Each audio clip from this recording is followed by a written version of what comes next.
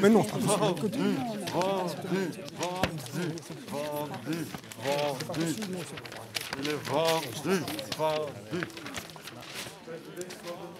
Bonjour Virginie, je me trouve ici au milieu du jury et vous pouvez constater que l'ambiance est plutôt chahutée.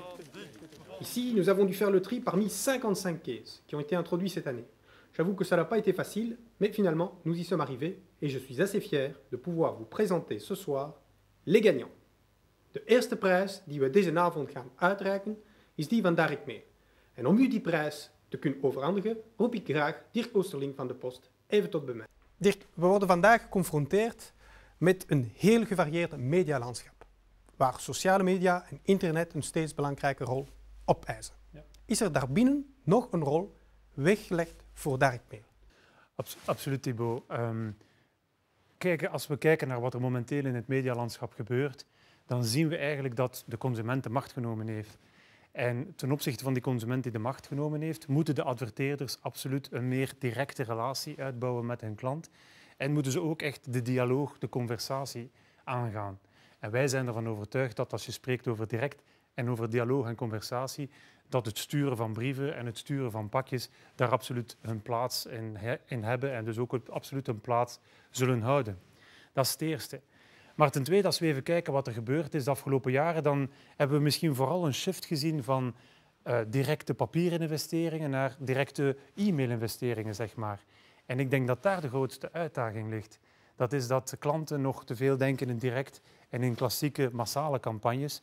We moeten onze adverteerders echt helpen om de kracht van direct marketing te ontdekken, om de rijkdom aan informatie die in een database zit te beginnen exploiteren en daarbij goede direct marketing technieken online en offline te gaan gebruiken.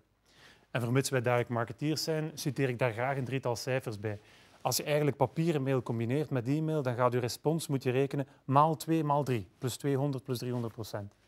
2, als we denken van werkt papieren mail dan alleen maar bij de ouderen en niet meer bij de jongeren, dat is absoluut niet waar. Een recente studie in Groot-Brittannië heeft aangetoond dat van de jongeren, of de mailings die de jongeren krijgen, dat daarvan 90% geopend wordt.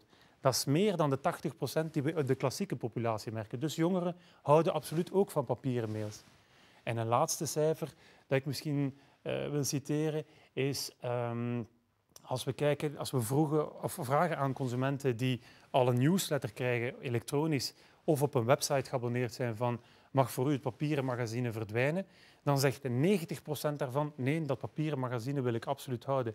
En die 90% is niet alleen heel veel, maar dat is zelfs hoger dan bij die consumenten die niet op de website of die geen elektronische newsletter zitten. Dus elektronisch en papier gaat perfect met elkaar samen.